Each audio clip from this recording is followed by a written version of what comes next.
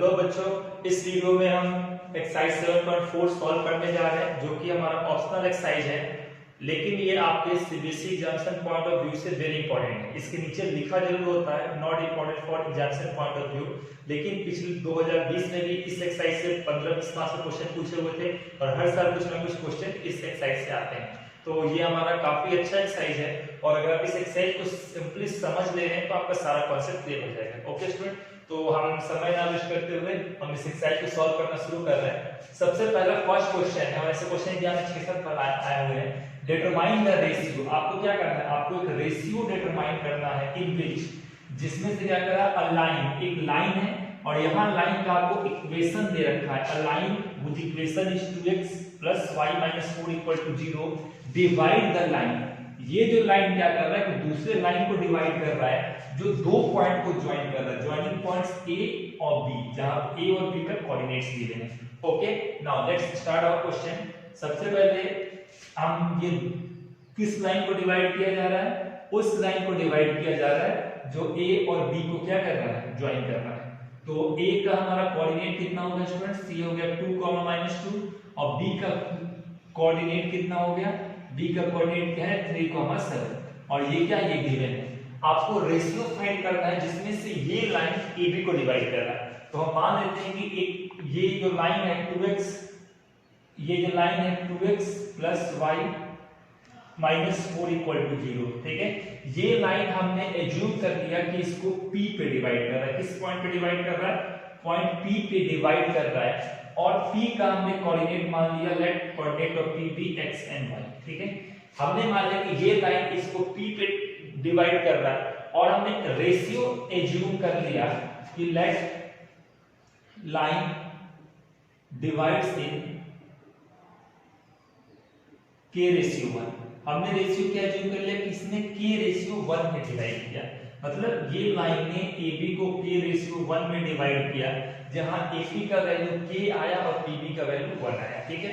अब ये k/1 में डिवाइड किया तो हम इसको क्या लिख सकते हैं, हम यहां लिख सकते हैं AP/PB और ये रेशियो कितना हो जाएगा, AP है k और PB है 1, ये इसका रेशियो है। ओके, नाउ यहां पे हमारा क्या है, इसने k/1 में डिवाइड किया तो हम पहले P का कोऑर्डिनेट निकाल लेते हैं। तो P का x कोऑर्डिनेट कितना आएगा, यूजिंग सेक्शन फॉर्मूला। जहां भी आपको रेशियो फाइंड करना होता है वहां सेक्शन फॉर्मूला करते हैं यूज। तो ये हमारा m × x2 n × x1 divided by m + n, ये आपका सेक्शन फॉर्मूला आपको आता होगा एक्सरसाइज 7.2 से।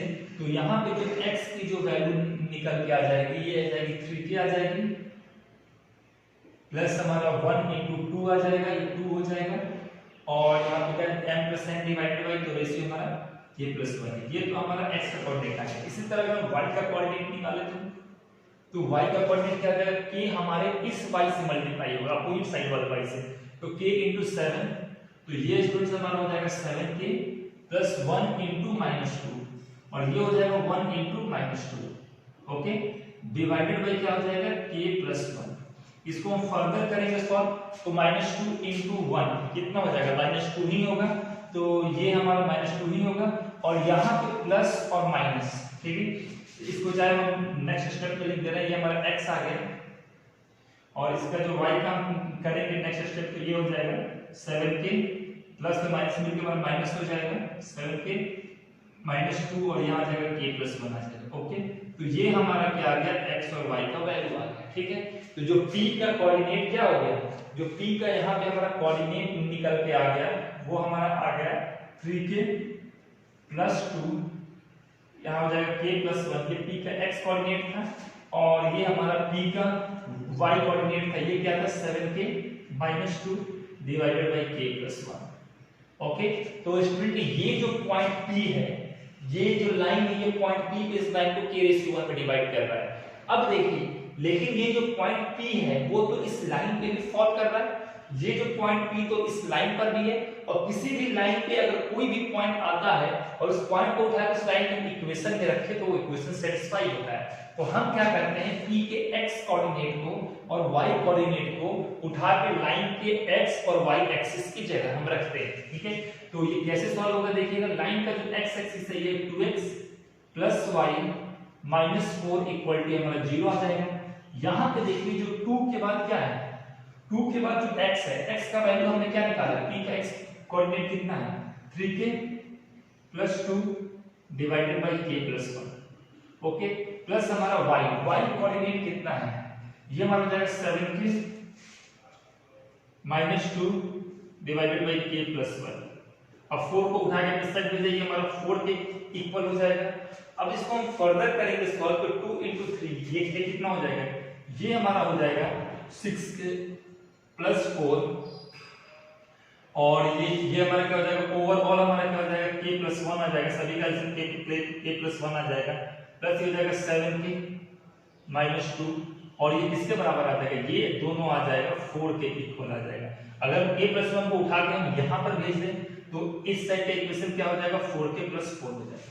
तो ये हमारा सभी टर्म 4 के टर्म में आ गया। अब हम इसको सॉल्व करते हैं, इस साइड में इसे सॉल्व कर देना। तो ये 6k plus 7k 13k minus 4k, जो 4k इधर आ जाएगा तो माइनस हो जाएगा, तो यहाँ पर हमारा बच जाएगा 9k। ओके, अब यहाँ पर हमारा क्या बचा है, यहाँ पे स्टूडेंट बचा 4, तो यहाँ पे हो जाएगा 4 माइनस 2, यहाँ बच जाएगा 2, और 2 को जब हम इस साइड भेजेंगे तो हमारा क्या हो जाएगा, ये हमारा बच जाएगा 2। तो 9k का वैल्यू आ गया 2, तो यहाँ से k का जो वैल्यू क्या निकालेंगे 2/9। तो स्टूडेंट्स हमारा k का वैल्यू आ गया, और यहाँ पे आपका इक्वेशन नियरली सॉल्व हो गया। अब k का वैल्यू आ गया 2/9 आ गया। अब हम इसको क्या करते हैं, इसको हम उठा के, हमें रेशियो पूछा हुआ है कि डिटरमाइन द रेशियो, तो जो हमने रेशियो एज्यूम किया था वो रेशियो क्या था, k रेशियो 1 था। वो रेशियो क्या था, k रेशियो 1 था। k का वैल्यू कितना है, 2 डिवाइडेड बाय 9 है, ठीक है, डिवाइडेड बाय ये हमारा 1 हो जाएगा। ओके, अब ये आपको पता है कि जो ऊपर वाले टर्म का जो डिनोमिनेटर होता है वो नीचे वाले टर्म के न्यूमरेटर से मल्टीप्लाई करता है। ठीक है, तो ऊपर टर्म में डिनोमिनेटर 9 है, 9 के नीचे आ जाएगा। जब ये 9 नीचे आ जाएगा तो मैं यहाँ स्पेस में यहाँ लिख दे रहा हूँ, ये हमारा क्या हो जाएगा 2/9 आ जाएगा। ठीक है, तो यहाँ पे AP अपॉन PB का हमारा फाइनल कितना आ गया रेशियो, AP अपॉन PB का रेशियो आ गया 2/9। चाहे इसे अगर मैं साफ साफ यहाँ पे लिख लूँ तो जो हमने एज्यूम रेशियो किया था वो कितना किया था, k:1, लेकिन k का वैल्यू तो 2:9 है, और ये हमारा रेशियो 1 है। लेकिन रेशियो का कोई पार्ट फ्रैक्शन में नहीं होता है, तो जब हम फ्रैक्शन हटाते हैं तो क्या करते हैं, हम दोनों साइड 9 का मल्टीप्लाई करते हैं। तो इस 9 से ये 9 की एक साइड 9 का मल्टीप्लाई किया, दूसरी साइड भी करना पड़ेगा, तो 9 से ये 9 कैंसिल हो जाएगा, और यहाँ पे क्या होगा, रेशियो के बाद ये 9 से 9 मल्टीप्लाई हो जाएगा, तो इसका क्या आ जाएगा, रेशियो 2:9। दोनों जगह हमारा रेशियो सेम है, चाहे इस मेथड से कीजिए चाहे इस मेथड से कीजिए। Student, this question is very important, pause the video and note it down. Now student, ये हमारा सेकंड क्वेश्चन है। इस क्वेश्चन में क्या था कि find a relation between x and y। आपको x और y के बीच में आपको रिलेशन फाइंड करना है, मतलब आपको एक ऐसा इक्वेशन बनाना है जिसमें x और y के टर्म हो। इफ द पॉइंट्स, अगर ये तीनों पॉइंट्स क्या है, कॉलिनियर है। तो स्टूडेंट, क्वेश्चन हमारा क्लियर हो गया। अगर तीन गिवन कोऑर्डिनेट पॉइंट कॉलिनियर है तो उसमें आपको x और y के बीच में रिलेशन फाइंड करना है, मतलब आपको एक ऐसा इक्वेशन बनाना है जिसमें x और y एक इक्वेशन के अंदर आए। Okay, now let's start a question. अब इसको आप दो मेथड से कर सकते हैं। First, distance formula. Distance formula की मैं इस टाइप के क्वेश्चन मैंने आपको फर्स्ट वीडियो में कराया है, ठीक है। सेकंड, आप using area of triangle method. तो हम इस क्वेश्चन को एरिया ऑफ ट्रायंगल वाले मेथड से कर रहे हैं, क्योंकि हमने उस मेथड में ऐसे कोई क्वेश्चन नहीं किए हैं। इसको आप डिस्टेंस फार्मूला से भी अपने फिर कॉपी करेंगे और एरिया ऑफ ट्रायंगल मेथड से भी। तो हम इसको स्टार्ट करते हैं इस क्वेश्चन को। Find the relation between x and y if the points are collinear. तो ये हमारा तीन पॉइंट कॉलिनियर है। पहला पॉइंट क्या है, x y ही है। सेकंड पॉइंट हमारा क्या है, 1 2 है, और हमारा थर्ड पॉइंट क्या है, 7 0 है। ओके, ये हमारा तीन पॉइंट है। अब देखिए इसके बाद क्या होना है। ये तीनों पॉइंट कॉलिनियर, तो हमें पता है कि जो area of triangle form by collinear point is 0। जो भी इन तीनों कॉलिनियर पॉइंट को अगर हम एरिया ऑफ ट्रायंगल के फॉर्मूले में रखें तो आंसर 0 आएगा। क्यों? Because collinear point never forms a triangle. जब वो ट्रायंगल ही नहीं फॉर्म करेगा तो ट्रायंगल का क्षेत्रफल कितना हो जाएगा, 0 हो जाएगा। ओके, तो हम इसे सॉल्व करते हैं। तो इसमें अगर हम एरिया इसका निकालें, एरिया तो हमारा कितना आना चाहिए, 0 आना चाहिए फॉर कोलिनियर पॉइंट। तो यहाँ पे कोलिनियर पॉइंट्स के लिए ओके, अब हम क्या करते हैं कि कोलिनियर पॉइंट्स में एरिया 0 आना चाहिए। तो इसके बाद एरिया का फॉर्मूला क्या होता है, आपने पढ़ा है, ये होता है हाफ होता है, ये आपका होता है x1 y2 minus y3 plus हमारा x2 होता है, ये हमारा होता है y3 माइनस y1। ध्यान रखिएगा 1 के बाद 2 3, पहले x1 का टर्म है फिर x2 का टर्म है, और x से फिर y मल्टीप्लाई होगा, फिर 2 के बाद 3 और 3 के बाद फिर 1। ठीक है, फिर हमारा थर्ड टर्म क्या हो जाएगा, 2 हो गया तब बचा x3। 3 के बाद हमारा कौन सा टर्म आएगा, 3 के बाद हमारा पहले 1 ही टर्म आएगा, ये 3 पर कोई 4 टर्म नहीं है, और ये हमारा हो जाएगा y2। तो ये हमारा फार्मूला होता है स्टूडेंट, ये तो हमारा एरिया का फार्मूला हो जाएगा, और एरिया किसके बराबर आना चाहिए, 0 के बराबर आना चाहिए। ओके, अब यहाँ पर क्या करते हैं कि जब हाफ को हम इस साइड लेके जाएंगे तो ये हमारा 0 डिवाइडेड बाय हाफ 0 ही हो जाएगा, हमने हाफ को लेके गए इस साइड। अब x1 की वैल्यू क्या है, x1 की वैल्यू है आपका x, ठीक है। अब उसके बाद क्या हमारा हो जाएगा, हमारा y1 minus y2, sorry y2 minus y3। ध्यान से देखिएगा x1 y1 x2 y2 और x3 y3। इसके बाद प्लस हमारा x2, इसका वैल्यू हो जाएगा 1, तो ये हमारा हो जाएगा 0 माइनस y प्लस हमारा 7 हो जाएगा, तो 7 में हमारा हो जाएगा y माइनस 2। और इन सब की वैल्यू किसके बराबर आनी चाहिए, इन सब की वैल्यू 0 के बराबर आनी चाहिए। ठीक है, अब इसके बाद जब इसे फर्दर सॉल्व करते हैं तो ये हो जाएगा 2x हो जाएगा, और यहाँ पे ये माइनस y हो जाएगा, क्यों, क्योंकि 1 इंटू माइनस y आ जाएगा, और यहाँ प्लस का साइन तो प्लस माइनस इंटू माइनस हो जाएगा। ओके, और प्लस हमारा हो जाएगा ये 7y माइनस 14 हो जाएगा। ओके स्टूडेंट्स, ये हमारा हो गया 7y 14, और ये 0 के बराबर हो गया। ठीक है, 7y और ये माइनस y प्लस 7y, ये हमारा कितना हो जाएगा, 6y हो जाएगा। तो 2x minus 2x plus 6y हो जाएगा, और ये हमारा माइनस 14 की वैल्यू 0 आ जाएगी। इस सभी टर्म को हम चाहे तो दोनों साइड अगर 2 से डिवाइड कर दें, सभी हमारा 2 से डिविजिबल हो जाएगा। तो यहाँ पर हमारा क्या आ जाएगा, ये हमारा x हो जाएगा, ये 3y हो जाएगा, और माइनस 7 आ जाएगा, और इसका वैल्यू क्या आ जाएगा, 0। ये आपका रिलेशन आ गया। इसको आप चाहे तो ऐसे भी लिख सकते हैं कि x 7 का उस साइड ले लें, 3y इक्वल टू 7। दोनों केस में ही ये रिलेशन बात सेम है। तो student pause the video and note it down.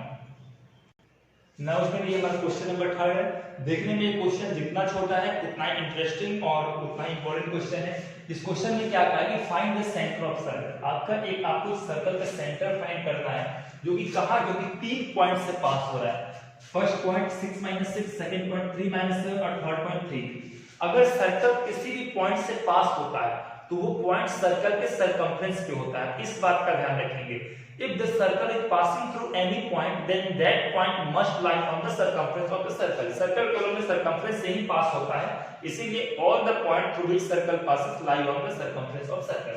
तो हम सबसे पहले हम यहाँ पे एक सर्कल बना लेते हैं, इसका हम डायग्राम बना लें। यहाँ पे क्या कहा है कि पासिंग थ्रू, ये 3 पॉइंट से पास कर रहा। हमने इसको 3 अलग-अलग पॉइंट मान लिया। पहले को हमने A मान लिया 6, -6, सेकंड पॉइंट को हमने B मान लिया, B हमारा क्या हो गया 3, -7, और थर्ड पॉइंट को हमने क्या मान लिया, C मान लिया। C हमारा क्या हो गया 3, 3। ओके, 6 -6, 3 -7 और 3, 3। ओके, अब यहाँ पे क्या पर सर्कल इन तीनों पॉइंट से पास कर रहा है, तो तीनों पॉइंट सर्कमफ्रेंस पे। अब इसको सेंटर फाइंड करना है, तो सेंटर आपको गिवन नहीं है। यहाँ पे सेंटर को हमने O मान लिया, और हमने मान लिया O का जो कोऑर्डिनेट होगा वो x, y होगा। तो यहाँ पे आपको क्या फाइंड करना है, मतलब O फाइंड आपको करना है। अब इसे हम कैसे फाइंड कर सकते हैं, तो सबसे पहले आप रिलेशंस को देखिए। सर्कल का एरिया का फॉर्मूला हमारे पास है नहीं, तो हमें एक चीज सर्कल मालूम है कि the radius of circle are always equal. Circle का रेडियस हमेशा इक्वल होता है। तो अगर हम OB बना दे, OB हमारा एक रेडियस आ जाएगा, OA हमारा एक रेडियस आ जाएगा, और हमारा OC तीसरा रेडियस आ जाएगा। अब यहाँ पे हम तो लिख सकते हैं सिंपल सा कि OA equal to OB equal to OC। ये तीनों क्या है, रेडियस है। अब हम यहाँ क्या करते हैं कि OA, OB और OC का हम वैल्यू लिख लेते हैं। तो जो हमारा OA का वैल्यू क्या हो जाएगा, इसका हमें डिस्टेंस हमारा इक्वल होता है, तो डिस्टेंस हम किससे निकालेंगे, डिस्टेंस फॉर्मूला से। तो जब हम OA करेंगे फाइंड, तो OA क्या हो जाएगा, x1 - x2 y1 - y2, तो ये हो जाएगा x - 6 का होल स्क्वायर प्लस हमारा क्या हो जाएगा y माइनस 6 का क्या हो जाएगा होल स्क्वायर हो जाएगा, y माइनस 6 का होल स्क्वायर। ठीक है, अब देखिए यहाँ पे ध्यान से कि ये माइनस और माइनस मिलके ये क्या हो जाएगा, प्लस हो जाएगा। तो जैसे ही हम इसको करेंगे सॉल्व, तो ये हमारा क्या हो जाएगा, ये y + 6 हो जाएगा। एग्जाम में आपको इसे दो स्टेप में करना है, इस बात का ध्यान रखेंगे, y + 6 का होल स्क्वायर, ये हमारा OA का वैल्यू आ गया। इसके बाद अगर हम OB देखें तो हमारा क्या हो जाएगा, OB जो हमारा हो जाएगा वो हो जाएगा x - 3 का होल स्क्वायर प्लस हमारा ये क्या हो जाएगा y -7 का होल स्क्वायर। ओके स्टूडेंट्स, यहां भी सिमिलर सा चीज है, ब्रैकेट के बाद माइनस है तो अंदर का साइन चेंज हो जाता है, तो ये माइनस में तो क्या हो जाएगा, प्लस बन जाएगा। तो यहां पे हम लिख सकते हैं y + 7 का होल स्क्वायर। तो ये हमारा OA OB का वैल्यू होगा। सिमिलरली अगर OC को फाइंड करें तो हमारा क्या आ जाएगा OC, तो OC जो हमारा हो जाएगा x - 3 का होल स्क्वायर प्लस हमारा क्या हो जाएगा y - 3 का होल स्क्वायर। ठीक है, ये हमारा y हो गया। तो ये OA OB OC का वैल्यू होगा। हमें तो पता है कि तीनों वैल्यू आपस में इक्वल होना चाहिए, बिकॉज़ क्या है, क्योंकि ये तीनों आपका रेडियस ऑफ सर्कल है। तो अब हमें सेंटर निकालने के लिए हम क्या करेंगे, सबसे पहले हमें पता है OA OB के बराबर है। तो देखिए इस यहां से हम पहले क्या लिख सकते हैं, जब OA हमारा OB के इक्वल है तो हम ये बोल सकते हैं कि जो OA का स्क्वायर होगा वो भी हमारा OB के स्क्वायर के इक्वल होगा। ओके स्टूडेंट, जब OA OB के इक्वल है तो OA का स्क्वायर भी हमारा OB के स्क्वायर के इक्वल होगा। Now let's solve it. अब हम इसको क्या करते हैं कि सॉल्व करते हैं, तो OA का स्क्वायर क्या हो जाएगा, x - 6 का हमारा होल स्क्वायर प्लस y + 6 का होल स्क्वायर। ये तो OA, ये हमारा होल स्क्वायर आ गया, लेकिन हमें ये तो OA आ गया, OA का स्क्वायर चाहिए तो हमारा ये आ जाएगा। सिमिलरली OB हमारा क्या है, √x - 3 का होल स्क्वायर प्लस y + 7 का होल स्क्वायर, और ये हमारा क्या आ जाएगा, ओवरऑल ये स्क्वायर आ जाएगा। ओके, आपको पता है कि ये स्क्वायर से ये रूट कैंसिल हो जाएगा दोनों साइड का, तो हमारे पास बचेगा क्या, हम पहले उसको देख लेते हैं। बचेगा हमारे पास x - 6 का होल स्क्वायर प्लस y + 6 का होल स्क्वायर, और इस साइड बच जाएगा ये स्क्वायर से रूट कैंसिल हो जाएगा, ये हो जाएगा x - 3 का होल स्क्वायर प्लस y + 7 का होल स्क्वायर, ये हमारा आ जाएगा। इसको हम फर्दर करेंगे सॉल्व, तो क्या हो जाएगा, सिंपल जल्दी लिख दे रहा हूं, ये x² + 36 - 12x। ठीक है, a - b का मैंने फॉर्मूला लगाया, इसमें a + b का फॉर्मूला लगेगा, y² + 36 + 12y। सिमिलरली जब हम इसको करेंगे सॉल्व, तो ये हो जाएगा x² + 9 - 6x प्लस ये हमारा हो जाएगा y² + 49 प्लस हमारा 14y। ओके, इसके बाद जब हम इसको सॉल्व करेंगे तो ये x² से ये x² कैंसिल, इस x² को इधर लाएं, सभी x और y के टर्म को हम एक साइड उठा के देते जा रहे हैं, तो ये x² हो जाएगा। अब यहाँ पे -12x है प्लस ये y² है प्लस ये 12y है। अब यहाँ से x² को हम इस साइड लेते हैं, ये हमारा x² हो जाएगा, फिर से क्योंकि ये प्लस में था इधर आके माइनस हो जाएगा, ये माइनस था इधर आके प्लस हो जाएगा, फिर से ये -y² हो जाएगा, अब ये -14y हो जाएगा। ओके फ्रेंड, तो ये तो हमारा -14 हो जाएगा। स्लाइड कैलकुलेशन मिस्टेक हो गया है, जो RHS की वैल्यू होगी वो -14 हो जाएगी, इस बात को आप ध्यान रखेंगे, -24 की जगह -14 हो जाएगी। Okay dear students, equation final बनेगा 6x + 2y = 14 होगा, 24 की जगह दोनों साइड हम 2 से डिवाइड कर दे रहे हैं, तो इक्वेशन 3x + y = 12 हो जाएगा। इसी प्लस 3x + y = 7 आ जाएगा। इसी इक्वेशन को ध्यान रखिएगा। ठीक है, अब बचा गया 12y - 14y, तो ये हमारा क्या बच जाएगा, ये माइनस हमारा बच जाएगा 2y बच जाएगा। ओके, तो ये हमारा आ जाएगा 2y आ जाएगा। ठीक है, तो ये माइनस हमारा आ गया 6x और यहाँ पे हमारा क्या आ गया -2 आ गया। इस साइड माइनस करेंगे तो कितना आ जाएगा, इस साइड देखो माइनस करेंगे तो ये हमारा -14 आ जाएगा। ठीक है, तो इसे हम फर्दर सॉल्व करेंगे तो ये सभी माइनस माइनस क्या हो जाएगा, प्लस हो जाएगा। सभी टर्म को माइनस से मल्टीप्लाई कर देंगे और दोनों ओर 2 से कर देंगे। ठीक है, तो यहाँ पे हमारा आ जाएगा 7 आ जाएगा 3x + y = 7। ये स्टूडेंट हमारा क्या आ गया, फर्स्ट इक्वेशन आ गया। अब ये क्वेश्चन काफी लंबा है तो आप इसको भी नोट कर लीजिए नोटबुक में, उसके बाद हम करेंगे इसका भी सेकंड पार्ट। नोट करने के बाद आप क्या कीजिएगा, हमारे पास एक इक्वेशन आ गया, तो जब हम इन दोनों को कॉमन लिए तो हमारे पास पहला इक्वेशन आ गया 3x + y और इसका वैल्यू 7 के इक्वल आ गई। ओके, अब हम क्या करते हैं कि इसको हम सेकंड पार्ट इसको लेते हैं, क्योंकि OA हमारा OC के इक्वल है तो हम इसको ऐसे लिखते हैं OA = OC, ये दोनों भी इक्वल है, हमारा फर्स्ट इक्वेशन हो गया। तो हम जब OA OC के इक्वल है, दोनों रेडियस है, तो ये बोल सकते हैं कि जो OA का स्क्वायर होगा वो OC के स्क्वायर के इक्वल होगा। ठीक है, तो अब हम इसको फिर से करते हैं सॉल्व। थोड़ा लेंथी क्वेश्चन है लेकिन ज्यादा टफ नहीं है। तो OA का वैल्यू क्या हो जाएगा, इसको फिर से लिख देते हैं x - 6 का होल स्क्वायर प्लस हमारा क्या हो जाएगा y + 6 का हमारा होल स्क्वायर हो जाएगा। और ये OA हो गया, यहाँ में OA का स्क्वायर फाइंड करना है, ये हमारा स्क्वायर होगा। सिमिलरली OC का वैल्यू क्या है, √x - 3 का होल स्क्वायर प्लस y - 3 का होल स्क्वायर।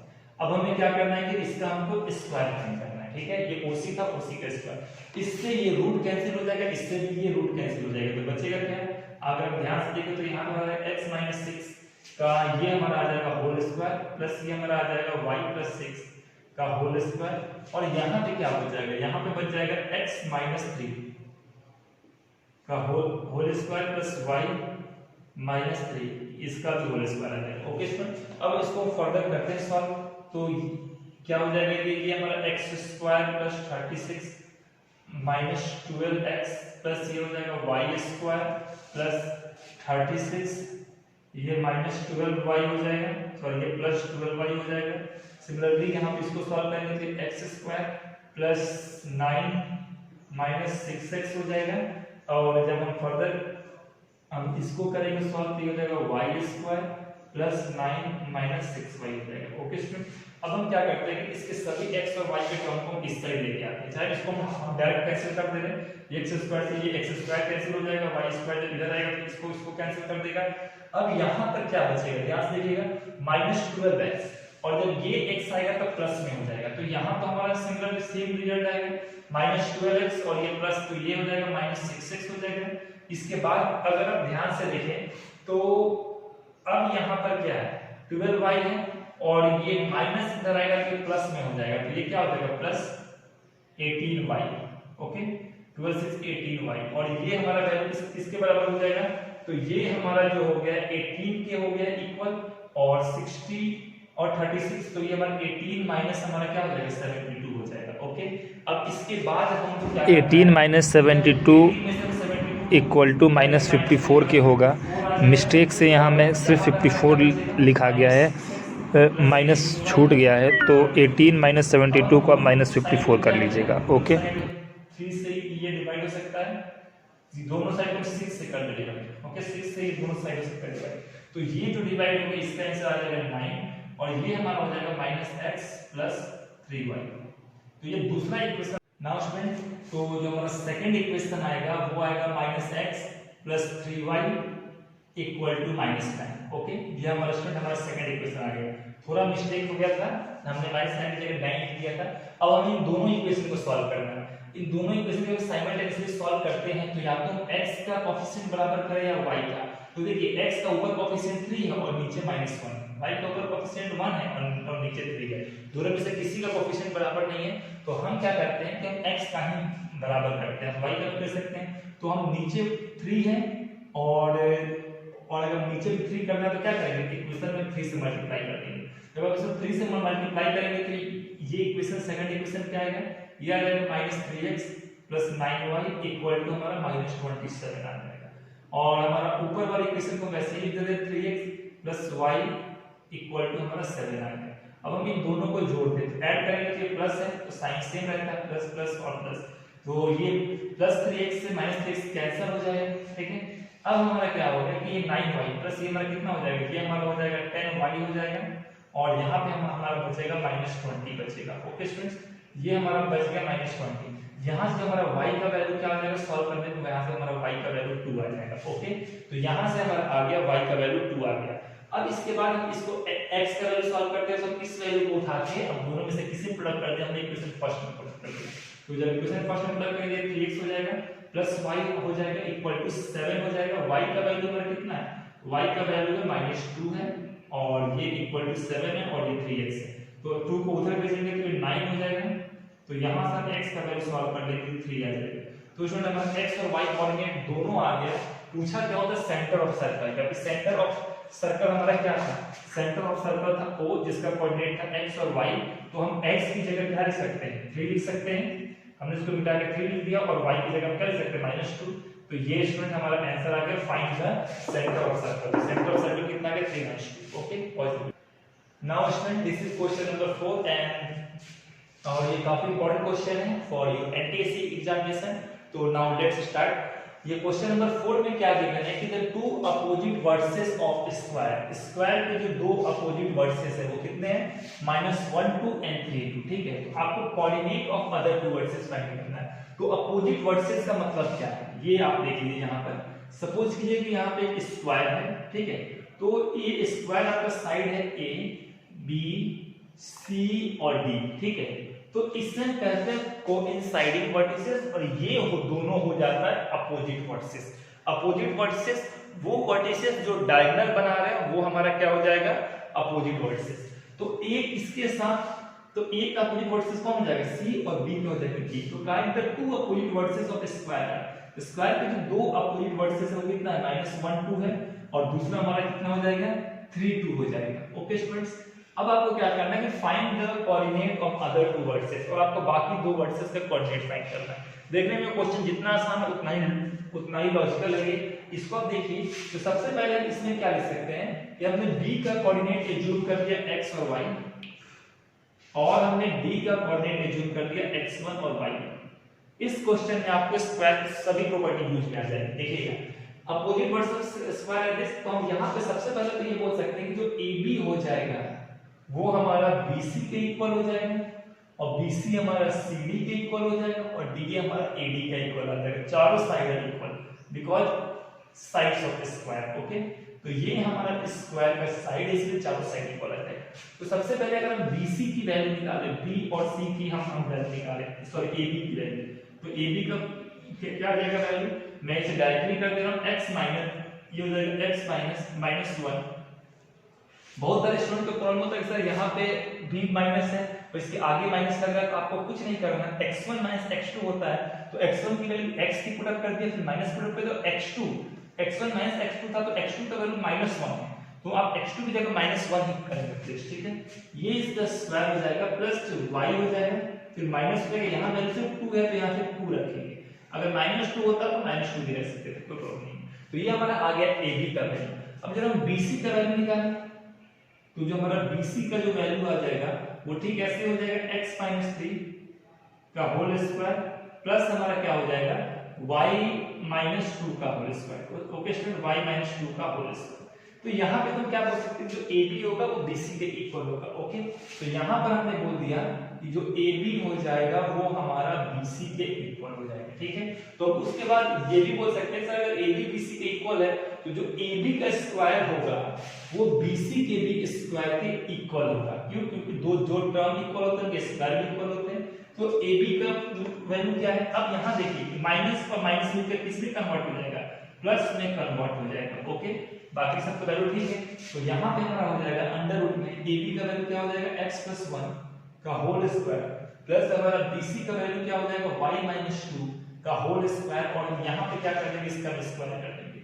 AB आ गया। सिमिलरली इन द BC को सॉल्व करें तो ये हमारा क्या हो जाएगा, x माइनस 3 का होल स्क्वायर, प्लस हमारा क्या हो जाएगा, y माइनस 2 का होल स्क्वायर, और इसका क्या हो जाएगा, ओवरऑल होल स्क्वायर आ जाएगा। ओके स्टूडेंट, तो आपको पता है कि ये जो स्क्वायर रूट है स्क्वायर से कैंसिल हो जाएगा, तो अंदर हमारे पास क्या बचेगा, बच जाएगा x + 1 का होल स्क्वायर, प्लस ये हमारा हो जाएगा y माइनस 2 का होल स्क्वायर। इसे सॉल्व करेंगे तो ये बच जाएगा x माइनस 3 का होल स्क्वायर प्लस हमारा हो जाएगा y माइनस 2 का होल स्क्वायर। ओके स्टूडेंट, अगर आप इस y माइनस 2 को पूरा का पूरा उठा के इस साइड लाएं तो इधर से ये y माइनस 2 ये दोनों मिलके जीरो हो जाएगा। सब्ट्रैक्ट कर देंगे, यहाँ मैं सब्ट्रैक्ट कर रहा हूँ, इस बात का ध्यान रखिए, डिवाइड नहीं कर रहा हूँ। ठीक है, अब हमारा ये आगे ये वैल्यू यहाँ पे आएगा, उसे फर्दर सॉल्व करते हैं। तो ये हो जाएगा x square plus 1 plus 2x हो जाएगा, ये किसके बराबर हो जाएगा x स्क्वायर माइनस 6x और ये प्लस 9 के इक्वल आ जाएगा। ओके स्टूडेंट, x स्क्वायर इस साइड आ जाएगा तो x स्क्वायर कैंसिल हो जाएगा। अब ये 2x और ये इधर आएगा तो यहाँ पे कितना हो जाएगा, इस साइड 6 इधर आएगा तो प्लस में हो जाएगा, तो 2 और प्लस 6 कितना हो जाएगा 8x आ जाएगा ना, इधर 1 को भेजे तो ये 9 - 1 ये भी 8 हो जाएगा, 8x की वैल्यू 8 आ जाएगा। तो यहाँ से हमारा आ गया x का वैल्यू कितना आ गया स्टूडेंट, x का वैल्यू हमारा 8 आ गया। ओके, तो यहाँ से जो मेरे पहला वैल्यू मिल गया कि यहाँ में सारे वैल्यू एक एक करके लिख दे रहा हूँ, तो हमारा x का वैल्यू कितना आ गया, ये हमारा आ गया 1 आ गया। चाहे इस वैल्यू को मैं यहाँ लिख रहा हूँ, हमारा b का जो कोऑर्डिनेट x था तो x का वैल्यू हमारा 1 आ गया। ओके, तो अब हम क्या करते हैं कि इसको x तो निकल गया, अब हमें y निकालना है। तो अगर आप इसी में ध्यान से देखें तो आपको एक चीज मालूम होगा कि जो स्क्वायर का डायगोनल उसको दो राइट एंगल ट्रायंगल में डिवाइड करता है। जैसे हम क्या करेंगे, यहाँ से हमने डायगोनल ड्रॉ कर दिया ये AB, तो अगर इस AB को अगर आप ध्यान से देखें तो जो AB होगा वो पूरे स्क्वायर को दो राइट एंगल ट्रायंगल डिवाइड करेगा, क्योंकि सभी एंगल क्या होते हैं 90 डिग्री होते हैं। ओके, तो हम यहाँ से हम क्या बोल सकते हैं कि जो AB का स्क्वायर होगा प्लस जो BC का स्क्वायर होगा वो हमारा AC के स्क्वायर के हमारा इक्वल हो जाएगा। कैसे, अप्लाइंग पाइथागोरस थ्योरम। ठीक है, तो अब यहाँ पे क्या हो जाएगा, जो AB का वैल्यू हमारा कितना है हमको मालूम नहीं है, AB जो हमारा हो जाएगा x प्लस 1 का होल स्क्वायर, BC कितना हो जाएगा y माइनस 2 का होल स्क्वायर, ये तो हमारा AB का स्क्वायर हो गया। ठीक है, इसी तरह अगर BC का स्क्वायर निकालें तो ये हमारा कितना हो जाएगा x माइनस 3 का होल स्क्वायर प्लस हमारा क्या हो जाएगा y माइनस 2 का होल स्क्वायर, ये हमारा BC का स्क्वायर हो गया, ये हमारा AC के स्क्वायर के इक्वल है। AC का डायरेक्ट वैल्यू भी हम कर सकते हैं फाइंड, तो AC का स्क्वायर का वैल्यू कितना हो जाएगा 3 माइनस 1 और इन सब का होल स्क्वायर प्लस हमारा कितना हो जाएगा 2 माइनस 2 और इसका होल स्क्वायर। आपको मालूम है कि 2 माइनस 2 करके 0 हो जाएगा, 3 माइनस 1 ये मिलकर प्लस हो जाएगा, 3 प्लस 1 4 हो जाएगा। ठीक है, तो AC का हमें क्या करना है, हमें AC का हमें होल स्क्वायर देना है। ठीक है, तो स्क्वायर से तो इन तीनों का कैंसिल हो जाएगा रूट, यहाँ पे हमारा क्या आ जाएगा, यहाँ हमारा 16 आ जाएगा। ओके, अब हम क्या करते हैं कि जब हम इसको करेंगे सॉल्व तो ये हमारा x प्लस 1 का होल स्क्वायर हो जाएगा, इससे ये रूट कैंसिल हो जाएगा, इसको मैं यहाँ यहीं पे सॉल्व कर दे रहा हूँ। तो ये x स्क्वायर हो जाएगा प्लस 1 हो जाएगा प्लस ये हमारा 2x हो जाएगा, ये हमारा y स्क्वायर हो जाएगा प्लस 4 हो जाएगा माइनस 4y हो जाएगा। ओके स्टूडेंट, इसके बाद यहाँ हो जाएगा x स्क्वायर हो जाएगा प्लस 9 हो जाएगा माइनस 6x हो जाएगा प्लस ये y स्क्वायर हो जाएगा प्लस हमारा 4 हो जाएगा और माइनस 4y हो जाएगा। ओके, 6y हो गया, यहाँ पे x स्क्वायर पर 2xy। ओके, अब हम क्या करेंगे, जब हम इसको करेंगे फर्दर सॉल्व तो ये x square plus x square ये किसके बराबर हो जाएगा, ये 2x के बराबर हो जाएगा। ठीक है, अब यहाँ पे आप एक चीज ध्यान दीजिए, और ये जो 2x है 2x और माइनस 6x ये क्या हो जाएगा माइनस 4x के बराबर हो जाएगा, 2x और ये माइनस 6x तो ये हमारा माइनस 4x के बराबर हो जाएगा। ठीक है, अब हमारा क्या बच गया, ये हमारा बच गया y स्क्वायर और माइनस 4y, ये 2y स्क्वायर हो जाएगा, y स्क्वायर और y स्क्वायर और माइनस 4y माइनस 4y ये हमारा माइनस 8y हो जाएगा। ओके, अब हमारा बच गया 1 प्लस 4 5 प्लस 4 9 और 9 ये हमारा कितना हो जाएगा 18 हो जाएगा। सभी हमारा प्लस में ही है और ये किसके बराबर है 16 के बराबर है। एक चीज और ध्यान दीजिए, x का वैल्यू हमने निकाल दिया, कितना है x का वैल्यू मेरा 1 आया, तो x की जगह हम क्या करते हैं 1 पुट करते हैं, तो ये हमारा 4 हो जाएगा माइनस 4 हो जाएगा, 4 into 1 हो जाएगा और x का स्क्वायर 1 का स्क्वायर 1 होता है into 2 तो ये हमारा 2 हो जाएगा। तो इसमें ये हमारा आ गया, तो यहाँ पर हमारा क्या बचेगा, ये इन तीनों को हम करेंगे सॉल्व, तो ये तीनों हमारा 16 के बराबर आ जाएगा। ठीक है, तो इसे हम ऐसे लिख सकते हैं 2y स्क्वायर माइनस 8y ये हमारा प्लस 16 के बराबर हो जाएगा, ये भी 16 है, 16 को उठा के अगर इस साइड ले जाए तो ये प्लस 16 माइनस 16 में कन्वर्ट हो जाएगा और इसका आंसर कितना आ जाएगा 0 आ जाएगा। ठीक है, तो अब यहाँ से हम क्या कॉमन ले लें, यहाँ से हमारा तीन चीज हम ले सकते, ये हमारा 2y कॉमन ले लेगा, मैं यहाँ से अगर 2y यहाँ से कॉमन ले लें तो 2y हमारा हो जाएगा, तो ये हो जाएगा y माइनस 4 आ जाएगा। ओके स्टूडेंट, अब देखिए, अब जब ये 2y equal to y minus 4 आ गया, अब जब भी कोई भी आंसर 0 आता है तो उसमें दो केसेस होते हैं, या तो ये दोनों नंबर 0 हो या इनमें से कोई एक नंबर 0 हो। हमें तो मालूम नहीं कौन सा नंबर 0 होगा, तो हम दोनों अलग अलग सॉल्व करते हैं। इसको हम कैसे सॉल्व करेंगे, पहले हम इस नंबर को 0 करेंगे एज्यूम, तो 2y की वैल्यू हो जाएगी 0, तो यहाँ से फिर y कितना आ जाएगा, y का एक वैल्यू 0 आ गया। अगर हम इसको 0 एज्यूम कर दें तो y - 4 इक्वल टू 0, तो हमारा y का वैल्यू 4 आ गया। तो यहाँ से स्टूडेंट हमारे पास y का दो वैल्यू आ गया। y का जो पहला वैल्यू आया वो हमारा क्या आ गया, y का फर्स्ट वैल्यू हमारा 0 आया, और y का हमारा सेकंड वैल्यू क्या है, 4 आया। तो यहाँ पे b का दो कोऑर्डिनेट हो सकता है, पहला 1 0 कोऑर्डिनेट हो सकता है और या फिर 1 4 कोऑर्डिनेट हो सकता है, लेकिन दोनों कोऑर्डिनेट नहीं हो सकता, दोनों में से कोई एक ही कोऑर्डिनेट होगा। तो ये स्टूडेंट हमारा y के लिए सॉल्व हो गया। अब हम इसको फर्दर करते हैं सॉल्व, तो हमें b का कोऑर्डिनेट मिल गया। अब हमको क्या करना है, अब हमको कोऑर्डिनेट b का निकालना है। तो देखिए हम इसको कैसे करेंगे सॉल्व। यहाँ पर हमारा क्या है कि हमें ये, तो हम यहां से अगर डायगोनल ड्रॉ करते हैं ऐसे, तो स्क्वायर में डायगोनल क्या करता है, इंटरसेक्ट करता है। तो जो ये पॉइंट O हो जाएगा, हम इसको बोले इंटरसेक्शन पॉइंट, तो ये क्या हो जाएगा, O जहां पे इंटरसेक्ट करेगा वो हमारा AO, ये हमारा AC का मिड पॉइंट हो जाएगा। ठीक, क्या हमारा हो जाएगा, AC का मिड पॉइंट हो जाएगा। ठीक है, तो ये हमारा AC का मिड पॉइंट हो जाएगा। तो अगर O का कोऑर्डिनेट निकाले तो क्या हो जाएगा, जब मिड पॉइंट है O, तो इसका कोऑर्डिनेट x कोऑर्डिनेट क्या हो जाएगा, x1 + x2 डिवाइडेड बाय 2, तो ये हमारा हो जाएगा 3 + 1, ये हमारा 2 आ जाएगा। ठीक, इसी तरह 2 + 2 डिवाइडेड बाय 2, तो हमारा O का कोऑर्डिनेट कितना आ जाएगा, ये हमारा O का कोऑर्डिनेट 2 ही आ जाएगा। ये हो जाएगा 3 + -1, तो ये हमारा 2 ही हो जाएगा। सॉरी, ये हमारा अगर O का कोऑर्डिनेट निकाले तो ये हो जाएगा 3 + -1 डिवाइडेड बाय, ये हमारा 2 आ जाएगा। अब यहाँ पे क्या हो जाएगा, 2 + 2 डिवाइडेड बाय 2, तो स्टूडेंट ये तो हमारा 2 बन जाएगा, 2 डिवाइडेड 2, ये हमारा 1 आ जाएगा।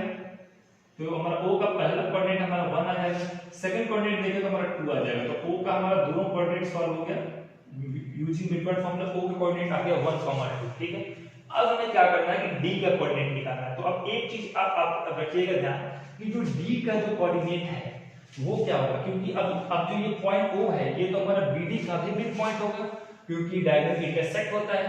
तो यहाँ पर क्या हो जाएगा, जब O, तो हम ये बोल सकते हैं कि x1 + x2, तो x1 + x, अगर आप इन दोनों को 2 से डिवाइड कर दे तो हमारा O का कोऑर्डिनेट आ जाएगा 1। Applying mid point formula in the similar way, y1 + y, इसको हम 2 से डिवाइड कर दे तो आंसर कितना आ जाएगा, 2 आ जाएगा ना। अब ये आपका क्वेश्चन बहुत ही इजी हो गया। 2 को आप ले जाए इस साइड तो मल्टीप्लाई बाय 2, तो ये हमारा आ जाएगा 2 हो जाएगा ये। ठीक है, इसको मिटा के करते जा रहा हूं, ये वीडियो थोड़ा लंबा बनना है इसलिए, तो ये 2 हो जाएगा। अब x की वैल्यू कितनी है, x की वैल्यू तो हमारी 1 है, 1 को उठा के हम इस साइड भेजें तो क्या हो जाएगा, x1 की वैल्यू हमारी कितनी हो जाएगी, 1 हो जाएगी। तो पहले हमें x1 की स्टूडेंट वैल्यू मिल गया 1। अब y की तो हमारे पास एक वैल्यू नहीं है, y के पास दो वैल्यू है, तो y के दोनों वैल्यू सॉल्व करें। 2 को हम भेज दें इस साइड, तो y1 + y, इसका वैल्यू 4 हो जाएगा। अगर हम y का वैल्यू 0 लेते हैं, इस बात का ध्यान रखेंगे, तो हमारा y1 का वैल्यू, अगर हम y की वैल्यू यहाँ 0 ले लें तो हमारा y1 का वैल्यू कितना हो जाएगा, 4 हो जाएगा। और अगर हम यहाँ y का वैल्यू सेकंड वैल्यू 4 ले लें, क्योंकि पहला वैल्यू 0 था, सेकंड वैल्यू 4 था, अगर y का वैल्यू 4 ले तो y1 + 4 = 4, तो 4 को इधर भेजेंगे तो y1 हमारा 0 आ जाएगा। ओके स्टूडेंट, तो हमारा d का हमारा कोऑर्डिनेट क्या निकला, d का जो हमारा x1 की वैल्यू सेम है 1, एक बार जो y1 की वैल्यू आएगी 4 और दूसरी बार जो y1 की वैल्यू आएगी 0। इसी तरह जो हमारा ये d का कोऑर्डिनेट हो गया, b का जो हमारा कोऑर्डिनेट क्या निकला था 1 0, और ये हमारा हो जाएगा 1 और 4। अब आप ध्यान से देखिए कि क्या दो वैल्यू किसी भी कोऑर्डिनेट का, क्या ये कोऑर्डिनेट है, कोऑर्डिनेट जो वर्टेक्स क्या होता है, पॉइंट होता है, क्या किसी भी पॉइंट का दो कोऑर्डिनेट पॉसिबल है, नहीं है। हर पॉइंट का एक ही कोऑर्डिनेट पॉसिबल होता है, लेकिन यहाँ तो दो कोऑर्डिनेट है। आप ध्यान से देखिए, यहाँ पर क्या है, दोनों में 1 4 1 4 इससे कॉमन मिल रहा है, 1 4 और 1 0 1 0 इससे कॉमन मिल रहा है। तो जब एक ही के दो कोऑर्डिनेट आ रहे हैं तो इनमें से आपको दो कोऑर्डिनेट ही मिले, इन चारों को मिला के देखिए तो आपका केवल दो ही कोऑर्डिनेट है। 1 0 1 0 को दो बार लिखने से क्या, और 1 0 बी का भी कोऑर्डिनेट आ रहा है और 1 0 डी का भी कोऑर्डिनेट आ रहा है। क्या दो अलग अलग पॉइंट का एक सिंगल कोऑर्डिनेट हो सकता है? बी और डी तो अलग अलग पॉइंट है, इनका कोई सिंगल, इनका एक कोऑर्डिनेट नहीं हो सकता, इन दोनों का सेम कोऑर्डिनेट नहीं हो सकता। तो हम एक कोऑर्डिनेट हम बी को दे देते हैं और 1 4 1 4 ये भी दो अलग अलग कोऑर्डिनेट हैं। तो क्या बी और डी के कोऑर्डिनेट कभी सेम हो सकते हैं? तो नहीं। तो ये कोऑर्डिनेट हम बी के नीचे से मिटा देते हैं। तो हमको दो कोऑर्डिनेट मिल गया, पहला कोऑर्डिनेट मिल गया 1 0 और सेकंड कोऑर्डिनेट हमारा मिल गया 1 4। Very important question student, pause the video and put it down. Now student question number 5 आपकी स्क्रीन पे दिख रहा होगा, पहले आप इसे ध्यान से पढ़ लीजिए, उसके बाद इस क्वेश्चन को सॉल्व करना है। इस क्वेश्चन में मैं इसको शॉर्ट पार्ट इसका लिख दिया हूं ताकि काफी लंबा क्वेश्चन है। टेकिंग ए एज ऑरिजिन, पहला पार्ट क्या था कि आपका जो ए था वो ऑरिजिन था। अगर ए को ऑरिजिन मान ले तो ऑरिजिन हमारा x कोऑर्डिनेट 0 y कोऑर्डिनेट 0, ठीक है। Find the vertices of triangle PQR। देखिए यहां पे एक ट्रायंगल बनाया हुआ है, ये शायद ग्राफ में लगभग मैं बनाना ये नहीं बन पाता। ये एक ट्रायंगल बना हुआ था, ये मैंने रफली डायग्राम बनाया है, ठीक है। तो इसका प्रॉपर डायग्राम आप बना सकते हैं बुक से देख के। तो ये हमारा Q पॉइंट था, ये आपका P पॉइंट था, ये आपका R पॉइंट था। तो इसमें कहा गया है कि टेकिंग ए को अगर ऑरिजिन ले तो वर्सेस ऑफ PQR क्या होगा, ठीक है।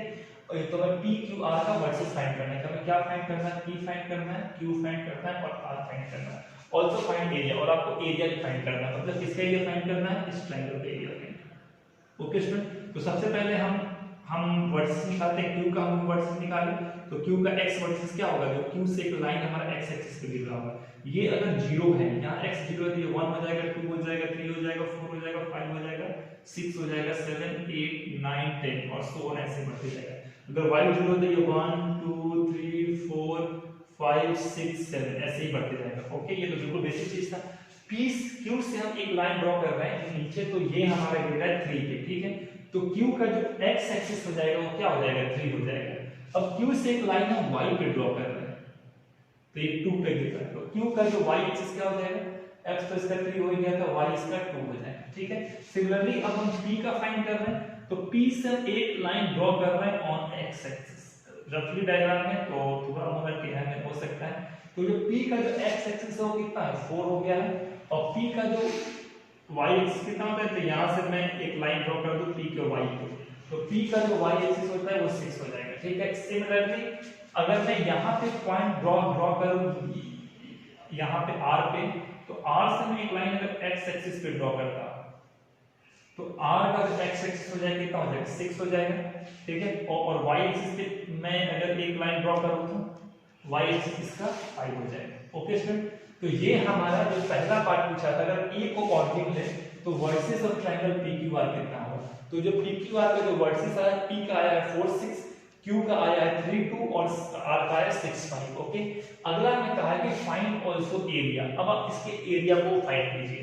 तो एरिया ऑफ ट्रायंगल का आपको फार्मूला बताइए, जो हमारा एरिया का फार्मूला होता है हाफ हो जाता है x1 की वैल्यू 4 है, y2 y3 तो 2 5 हो जाएगा, प्लस हमारा है x2 है, ये हमारा हो जाएगा y3 y1, और प्लस हमारा क्या है x3 है, तो ये हमारा क्या हो जाएगा y1 y2। ओके स्टूडेंट, तो ये हमारा आ गया। यहाँ पे हमारे नीचे क्या है? हाफ है, तो ये सॉल्व -3 तो ये हमारा -12 हो जाएगा। इससे हम करेंगे सॉल्व, तो ये हमारा कितना हो जाएगा? -3 हो जाएगा। अब ये हमारा, इसको जब करेंगे फर्दर सॉल्व तो ये +24 हो जाएगा। ओके स्टूडेंट, तो इसको फर्दर करेंगे सॉल्व तो ये कितना आ जाएगा? हाफ हो जाएगा इनटू 9 आ जाएगा, तो ये कितना हो जाएगा? 9.2 स्क्वायर यूनिट आ जाएगा। क्या आ जाएगा स्टूडेंट? 9.2 square unit. लेकिन क्वेश्चन में गिवन है कि सभी के बीच का डिस्टेंस 1 मीटर है, तो यहाँ पे इसका यूनिट क्या हो जाएगा? मीटर हो जाएगा, क्या हो जाएगा? स्क्वायर मीटर आ जाएगा। तो ये हमारा सेकंड पार्ट भी आ गया, area of triangle. Area of triangle कितना आ गया? 9/2 स्क्वायर मीटर आ गया। अब सेकंड क्वेश्चन है, taking C as a origin. जब आप C को ऑरिजिन लेंगे तो उस केस में क्या होगा? ये पॉइंट आपका हो जाएगा 0, 0, तो यहाँ पे 7 9 था, तो 1 2 3 4 5 6 7। आपको यहाँ से क्या करना है कि P का और Q का कोऑर्डिनेट फाइंड करना है। P का कोऑर्डिनेट आप कैसे फाइंड करेंगे? अब देखिए ये 0 है, तो यहाँ पे -1 हो जाएगा, -2 हो जाएगा, -3 हो जाएगा, -4 आ जाएगा। अब नंबरिंग यहाँ से शुरू करेंगे, ठीक। इसी तरह y का नंबरिंग यहाँ शुरू करेंगे, क्योंकि राइट हैंड साइड तो माइनस होता है और ये डाउनवर्ड साइड पे आपका माइनस होता है, तो y भी -1 -2 -3 -4 -5 -6 -7।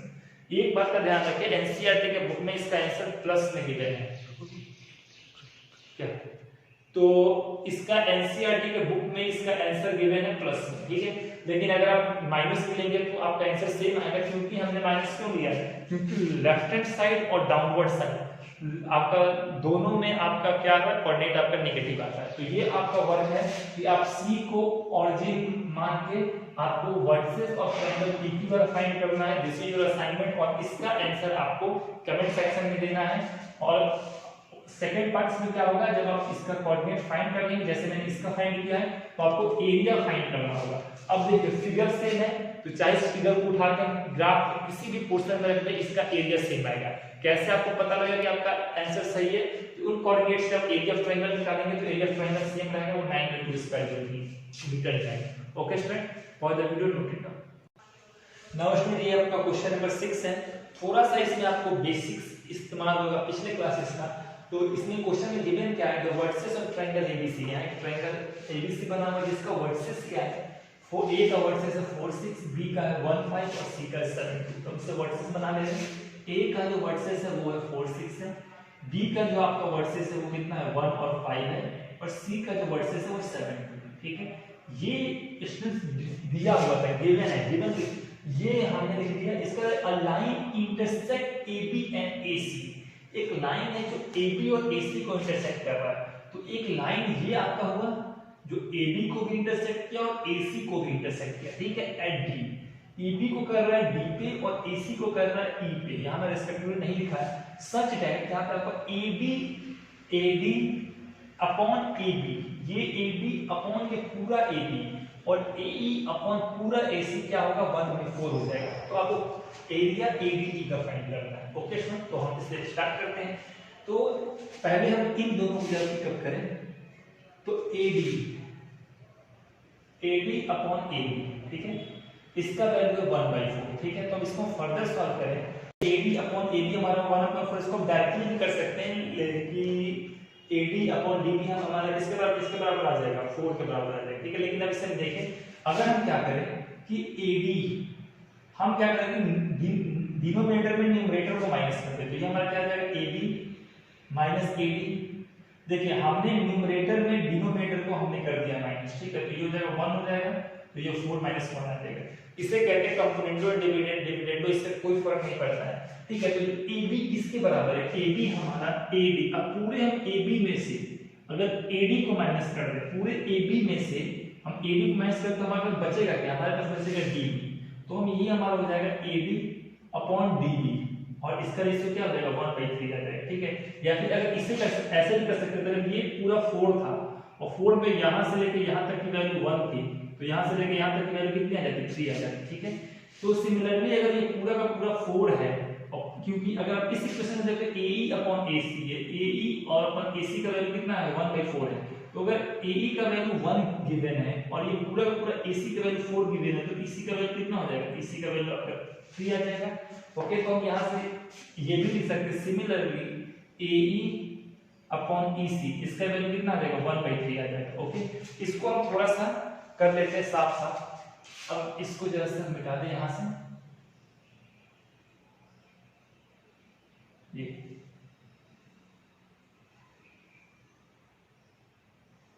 अब देखिए AD 1 DB 3 AE 1 EC 3, okay, ये आ गया। अब अगर मैं D का कोऑर्डिनेट निकालने को बोला जाए, अगर मैं D का कोऑर्डिनेट फाइंड करना हो, तो यहाँ पर लगा देंगे सेक्शन फॉर्मूला। D का जो कोऑर्डिनेट हम मान लेते हैं 1 × 1, ये हमारा हो जाएगा, हम सेक्शन फॉर्मूला का इस्तेमाल कर रहे हैं m × x2, तो ये जाएगा 1 × हमारा हो जाएगा 1, रेशियो पोजीशन से मल्टीप्लाई होता है, प्लस हमारा क्या जाएगा 3 × 4, 3 × 4 और डिवाइडेड बाय क्या हो जाएगा 1 + 3 हो जाएगा। ओके स्टूडेंट्स, तो ये हमारा D का कोऑर्डिनेट आ गया। इन द सिमिलर वे अगर इसका हम y का कोऑर्डिनेट निकालते हैं तो 1 × 6, तो ये हमारा 6 हो जाएगा। ये डॉट है यहाँ पे, आप ध्यान रखिए डॉट से, और ये हमारा हो जाएगा ये 3 × 6, ये हमारा 18 हो जाएगा, इसको मैं डायरेक्टली लिख दे रहा हूँ, प्लस 1 × 5, ये हमारा 5 हो जाएगा, और ये हमारा कितना आ जाएगा 1/3 आ जाएगा। ओके, अगर इसको तो स्टूडेंट ये 13/4 हो जाएगा और ये हमारा कितना आ जाएगा 23/4 आ जाएगा। तो यहाँ से हमें सेक्शन फॉर्मूला से क्या होगा, हमें डी का कोऑर्डिनेट मिल गया। तो डी का हमारा कोऑर्डिनेट क्या आ गया, डी का जो कोऑर्डिनेट आ गया ये हो जाएगा 13/4 और 23/4। ठीक है स्टूडेंट। इसी तरह अगर हम सिमिलरली अगर हम ई का कोऑर्डिनेट निकाले तो जो हमारा ई का कोऑर्डिनेट क्या हो जाएगा, ध्यान देखें 1 × 7, तो ये हमारा 7 हो जाएगा, प्लस 3 × 4 ये हमारा ये 12 हो जाएगा, और प्लस 7 हो जाएगा, और हमारा क्या हो जाएगा डिवाइडेड बाई हमारा हो जाएगा 4, 3 + 1 4 हो जाएगा, प्लस 3 × 6 ये हमारा 18 हो जाएगा, प्लस 1 × 2 ये हमारा 2 हो जाएगा, और यहाँ भी हमारा 4 आ जाएगा। ओके, तो ये हो जाएगा ई का जो कोऑर्डिनेट क्या आ जाएगा, यहाँ पे 19/4 आ जाएगा, और यहाँ पे 20/4, और ये आपका आंसर 5 के बराबर है। तो स्टूडेंट ये हमारा आ गया ई का कोऑर्डिनेट आ गया 19/4 और 5। ठीक है, अब इसके बाद हमसे पूछा क्या हुआ था, हमसे पूछा था यहाँ पे, इसको मैं मिटा दे रहा हूँ, हमसे पूछा था find the area of triangle ADE. आपको एडीई का आपको एरिया कैलकुलेट करना है। ठीक है, तो जब हम एरिया निकाल रहे हैं ट्रायंगल एडीई का, तो यहाँ पे हम क्या निकालेंगे, यहाँ पे हम लगाएंगे ट्रायंगल फॉर्मूला। ओके, तो सबसे पहले हम एडीई का पूरा कोऑर्डिनेट लिखें। ए का जो हमारा कोऑर्डिनेट है 4 6 है, डी का कोऑर्डिनेट है 13/4 और 23/4, और हमारा ई का कोऑर्डिनेट है 19/4 और हमारा 5, ये हमारा कोऑर्डिनेट्स। ओके, तो जब हम इसको करते सॉल्व किए हाफ हो जाएगा x1 जो कि हमारा 4 हो जाएगा, y2 माइनस y3। ओके, अब इसको ध्यान देंगे तो ये 13/4 कर देंगे इसे, तो ये बनेगा y3 minus y1। Okay, plus अगर हम 19/4 यहाँ पे अगर हम देंगे तो ये हमारा क्या हो जाएगा 6 y1 माइनस y2। ओके, तो ये स्टूडेंट हमारा आगे ये हमारा फॉर्मूला है, इसको हम फटाफट सॉल्व कर ले रहे हैं। तो ये 2 आ जाएगा, ये हमारा क्या हो जाएगा, ये हमारा 4 आ जाएगा, 4 किससे मल्टीप्लाई होगा, तो ये हो जाएगा 3/4 से। ओके, तो 4 हमारा मल्टीप्लाई होगा 3/4 से, प्लस ये 13/4 है था, इनटू ये हमारा मल्टीप्लाई हो जाएगा -1 से, और यहाँ पे हमारा क्या था 19/4 था, ये हमारा किससे मल्टीप्लाई हो जाएगा 1/4 से। ओके स्टूडेंट, इसको अगर सॉल्व करें 4 से 4 हो जाएगा कैंसिल, तो ये हमारा हाफ बचेगा, ये बच जाएगा 3, प्लस ये हमारा हो जाएगा यहाँ पे -1 है, ये -13 हो जाएगा, और यहाँ पे ये -13/4 हो जाएगा, और प्लस ये हो जाएगा 19/16 आ जाएगा। ओके, अब हम इसको करते हैं फर्दर सॉल्व, तो ये हमारा हाफ हो जाएगा, यहाँ पे अगर 16 ले लें, ठीक है, तो ये हमारा हो जाएगा 48 माइनस 52, और ये हमारा 19 आ जाएगा। ओके, तो 48 माइनस 52, तो जब इसको हम फर्दर करेंगे सॉल्व, तो -4, तो ये जाएगा माइनस, ये हमारा आंसर जो आ जाएगा ये 15/32 आ जाएगा। ओके स्टूडेंट, तो ये हमारा एरिया ऑफ ट्रायंगल एडी जो पूछा हुआ था, एरिया ऑफ ट्रायंगल एडी, ये हमारा फर्स्ट आंसर आ गया। ठीक है, इसके बाद हमसे सेकंड चीज क्या पूछा हुआ है, compare with the area of triangle ABC. आपको इसको एरिया ऑफ ट्रायंगल एबीसी के लिए कंफर्म करना है, तो यहाँ पे हम निकाल लेते हैं एरिया ट्रायंगल एबीसी। एबीसी का हम निकाल ले लिया, तो ये कितना हाफ हो जाएगा। अब इसके जरा सभी कोऑर्डिनेट को जरा सामने लिखें, 4/6 1/5 और हो जाएगा 7/2। ठीक है, जब इसको करेंगे सॉल्व हो जाएगा 4 हो जाएगा, 5 - 2, तो ये हमारा कितना हो जाएगा, तो इसमें डायरेक्टली करना 3, प्लस ये 1 हो जाएगा, आपको ध्यान से करना है 2 - 6, तो ये हमारा हो जाएगा -4 हो जाएगा। ओके, प्लस अगर हम 7 ले लें तो 6 - 5 ये हमारा हो जाएगा 8 to 1 हो जाएगा। ओके, तो 1 2 - 4, ठीक है। ओके, इसको जब हम करेंगे सॉल्व, ये हाफ हो जाएगा, ये 12 - 4, तो 12 - 7 8 7 ये 15 हो जाएगा, तो ये हमारा स्टूडेंट्स कितना आ जाएगा, ये हमारा आ जाएगा 15/2। तो एरिया ऑफ ट्रायंगल एबीसी आ गया 15/2, और हमारा एडी कितना गया था 15/32। अब हम इसे कंपेयर करना था इस एरिया को एडी से। ठीक है, तो इसे जब कंपेयर करें तो एरिया ऑफ ट्रायंगल हमारा क्या था एडीई, एरिया ट्रायंगल एबीसी तो ADE का एरिया कितना है 15 डिवाइडेड बाई 32 आया है और इसका एरिया 15 डिवाइडेड बाई 2 आया है। 15 से 15 हो जाएगा कैंसिल और ये 2 से कैंसिल हो जाएगा 2, तो जिसका फर्दर आंसर आ जाएगा हो जाएगा 1/16। तो ये हमारा सेकंड पार्ट का आंसर आ गया 1/16। ओके, ये क्वेश्चन थोड़ा सा लेंथी था लेकिन अगर आप करते तो बहुत सिंपल था। Okay student, pause the video and note it. Now student, ये आपका क्वेश्चन नंबर 7 है। क्वेश्चन लेंथी है लेकिन ये क्वेश्चन काफी इजी। इस क्वेश्चन कहा गया है कि let ABC are the vertices of triangle. ABC का वर्सेस ऑफ ट्रायंगल। सबसे पहले हम डायग्राम बनाते हैं। पहला स्टेप आपको याद रखना है एग्जाम में, सबसे पहला चीज डायग्राम। ओके, तो ये हमारा ABC क्या हो गया, ट्रायंगल का वर्सेस हो गया। तो A हमारा पॉइंट क्या हो गया 4 2 हो गया। B हमारा पॉइंट क्या हो गया, B हमारा हो गया 6 और 5 हो गया और C हमारा क्या हो गया, C हमारा हो गया 1 और 4 हो गया। ठीक है, अब यहां से बोला कि ये हमारा वर्टिकल ट्रायंगल ABC हो गया। अब कहेंगे फॉर मीडियन AD, एक आपको मीडियन ड्रॉ करना है AD। तो अगर कोई मीडियन AD होगा तो वो मीडियन A से ही निकल रहा होगा। मैंने इसे शॉर्ट फॉर्म में लिख दिया। क्वेश्चन में आपसे ये कहा गया कि एक मीडियन A से निकल रहा है तो BC पे गिर रहा है एट पॉइंट D, तो ये आपका मीडियन AD हो गया। तो आपको find the coordinate of D, आपको पहला काम है कि D का कोऑर्डिनेट फाइंड करना है। ठीक है, तो आपको एक चीज तो पता है, मीडियन जब भी गिरता है तो जिस साइड पे वो गिरता है उसको बाइसेक्ट करता है, उसको इक्वल भाग में बांटता है। तो जब D इसको बाइसेक्ट करेगा, जब इसको इक्वल भाग में बांटेगा कि तो हमारा BD हमारा DC के इक्वल हो जाएगा और D हमारा क्या हो जाएगा, मिड पॉइंट हो जाएगा। तो मीडियन किस पे गिरता है, साइड पे मिड पॉइंट पे गिरता है। ठीक है, तो D का हमसे कोऑर्डिनेट पूछा है, तो D का कोऑर्डिनेट क्या हो जाएगा 6 + 1, ये मतलब B और C का है। तो x1 + x2 डिवाइडेड बाय 2, ये इसका x का कोऑर्डिनेट आ जाएगा plus y1 + y2, y1 + y2 divided by 2।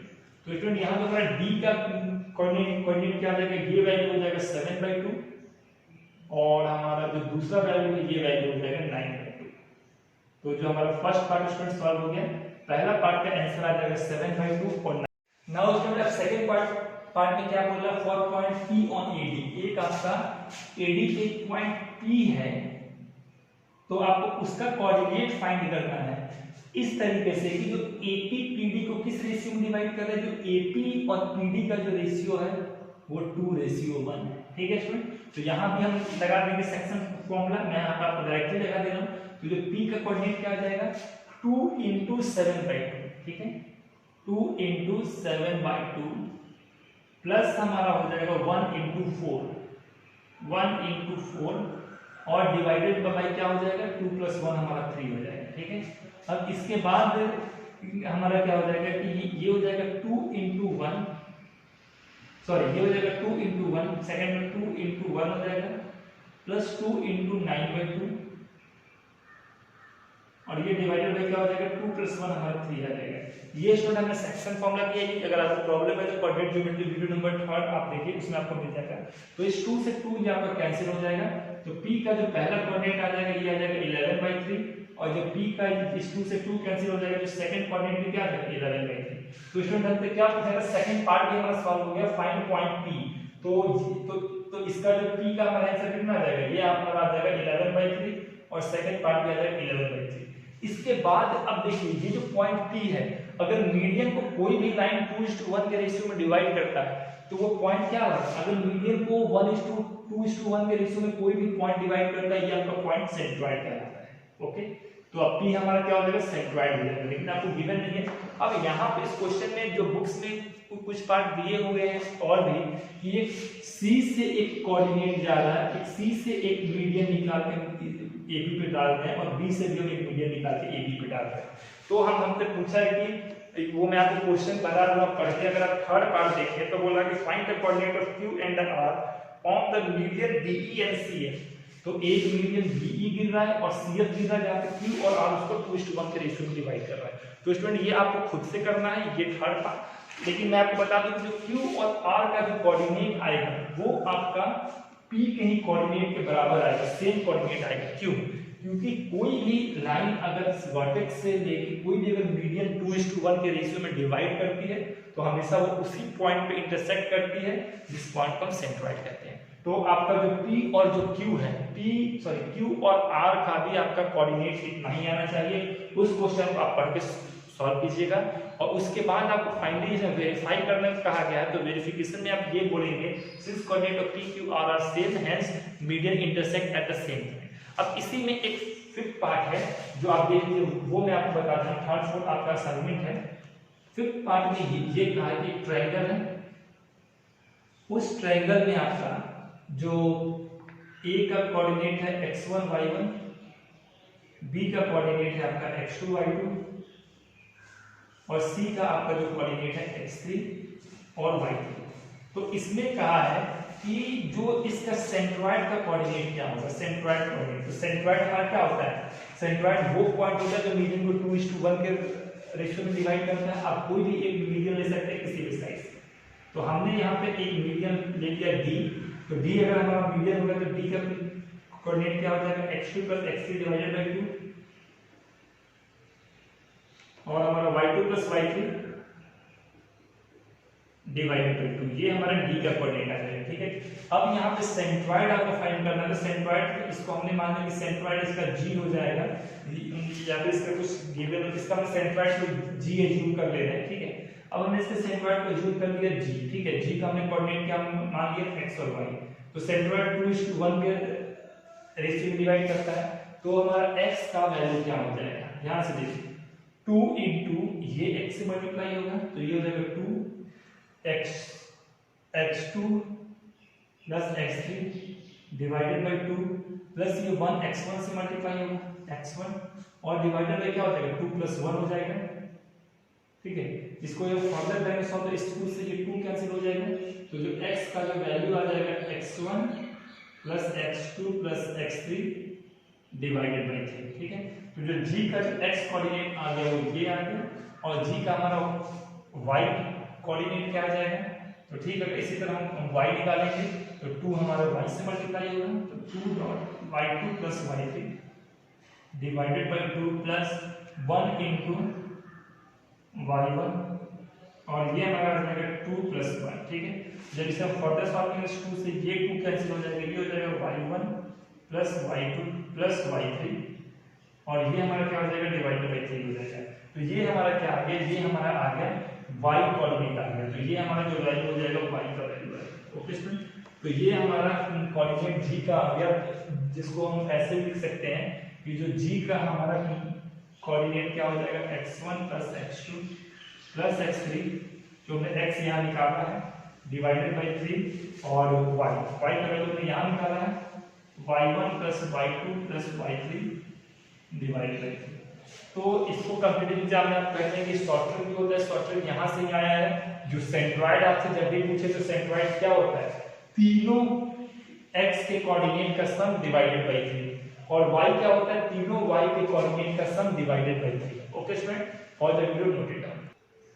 Now student this is our 8 question. इस क्वेश्चन में क्या कहते हैं, ABCD एक रेक्टेंगल है जहां पे A, B, C और D का वर्टिसेस गिवन है। ठीक है, इस इंफॉर्मेशन को हम पहले बना लेते हैं।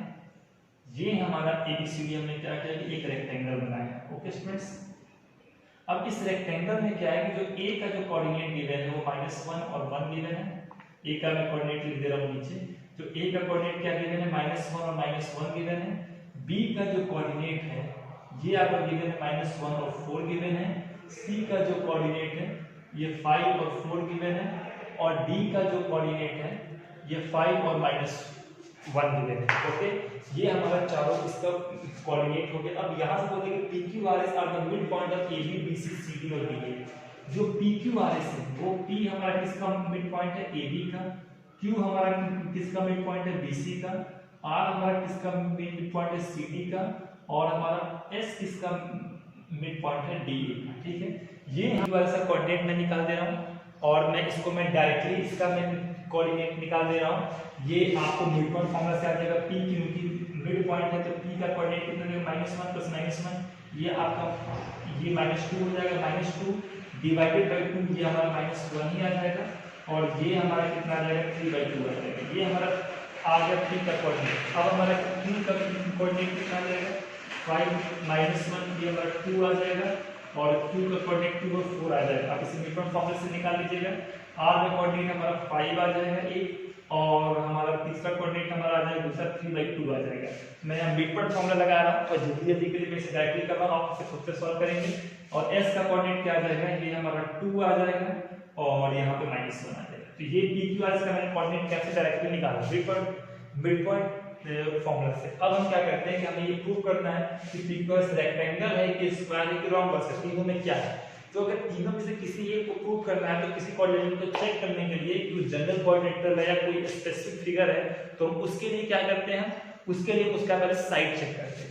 तो हम सबसे पहले इसका चेक कर रहे हैं साइड, तो PS का कितना होगा साइड, PS का हमारा कितना होगा साइड, तो इसको हम अंडर रूट में लें तो P और S, तो हमारा ये हो जाएगा 2 माइनस डिस्टेंस फॉर्मूला से इसका साइड निकालेंगे, इसकी हम दोनों कोऑर्डिनेट मालूम ही है, तो 2 माइनस 1 का होल स्क्वायर प्लस हमारा क्या हो जाएगा 3 माइनस 2, सॉरी उसके बाद हमारा हो जाएगा -1 माइनस 3/2, इसका हम क्या कर लेंगे होल स्क्वायर कर लेंगे। ओके स्टूडेंट्स, तो ये हमारा क्या आ जाएगा, यहाँ पे ये 3 हो जाएगा और 3 का स्क्वायर 9 होता है, और यहाँ पे हमारा क्या आ जाएगा, ये -2 ये 5 होता है, तो इसका जो स्क्वायर करेंगे -5/2 का 25/4 आ जाएगा। ठीक है, जब इसको फर्दर करेंगे सॉल्व तो ये 36 हो जाएगा, 36 डिवाइडेड 36 प्लस 21 25 61/4 आ जाएगा। ठीक है, मैं इसे डिस्टेंस फॉर्मूला से निकाल रहा हूँ, आप लोग इसे ऐसे सॉल्व करेंगे। PS आ गया, PS के बाद हमारा PQ क्या आ जाएगा,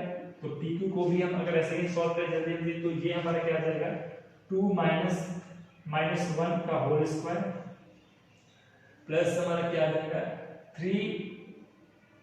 4 माइनस 3/2 का ये आ जाएगा होल स्क्वायर आ जाएगा। ओके सर, तो ये तो हमारा सॉल्व होकर 3 बन जाएगा, 3 का स्क्वायर हमारा 9 होता है, और ये 8 माइनस 3 ये 5/2 का स्क्वायर कितना और 25/4 हो जाएगा। जब ये सॉल्व में 36 तो ये हमारा कितना आ जाएगा, ये अंडर रूट में आता है 61/4। तो PQ भी आ गया, PS भी आ गया।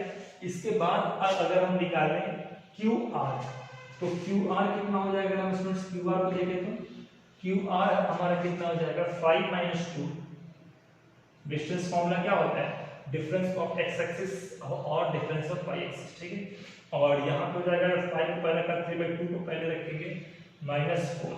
ओके, तो इसको मैं डायरेक्टली कर दे रहा हूँ, ये हमारा 3 हो जाएगा, 3 का स्क्वायर ये हमारा 9 हो जाएगा, ये हमारा 8 हो जाएगा, तो -5/2 का स्क्वायर कितना होता है 25/4 आता है। ठीक है, जब इसको फर्दर सॉल्व करेंगे तो ये फिर से आ जाएगा 61/4 आ जाएगा। इसी तरह हम क्या करेंगे, हम फिर हम RS को करेंगे सॉल्व, RS, तो हमारा RS क्या आ जाएगा 5 माइनस 2 का होल स्क्वायर प्लस हमारा क्या हो जाएगा 3 माइनस 2 -1। ठीक है, तो इसका हमारा क्या हो जाएगा 3 माइनस 2 और यह जो माइनस हो जाएगा ये -1 का होल स्क्वायर। ओके स्टूडेंट्स, हम इसको करेंगे सॉल्व, तो ये हमारा 3 आ जाएगा, 3 का स्क्वायर 9 होता है, और इसको सॉल्व करके 5/2 हो जाएगा, और इसका वैल्यू 25/4 आ जाएगा। तो ये हमारा क्या हो जाएगा, इसको भी सॉल्व करेंगे 61/4 आएगा। अब हमने चारों साइड निकाल दिया, पहला साइड कितना है 61/4, दूसरा साइड कितना है 61/4, तीसरा साइड कितना है 61/4, चौथा साइड कितना है 61/4।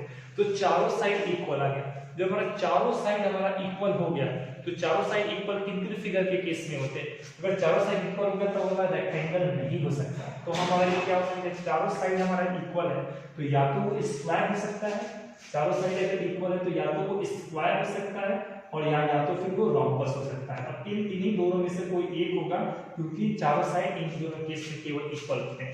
लेकिन अब हम ये पता करें कि स्क्वायर है कि रोम्बस है, तो क्या करेंगे, स्क्वायर रोम्बस दोनों में चारों साइड तो इक्वल होता है, लेकिन स्क्वायर के दोनों डायगोनल भी इक्वल लेंथ के होते हैं, जबकि रोम्बस के दोनों डायगोनल इक्वल लेंथ के नहीं होते हैं। तो अब इन दोनों में से कौन सा फिगर होगा, हम उसको चेक करेंगे।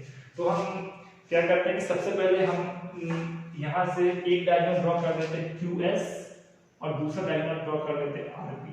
तो अगर हम RP का निकालेंगे लेंथ, अगर हम RP का निकालेंगे लेंथ तो हमारा क्या हो जाएगा, RP का लेंथ अगर निकालें तो R का वैल्यू 5 और P का जो आपका वैल्यू -1।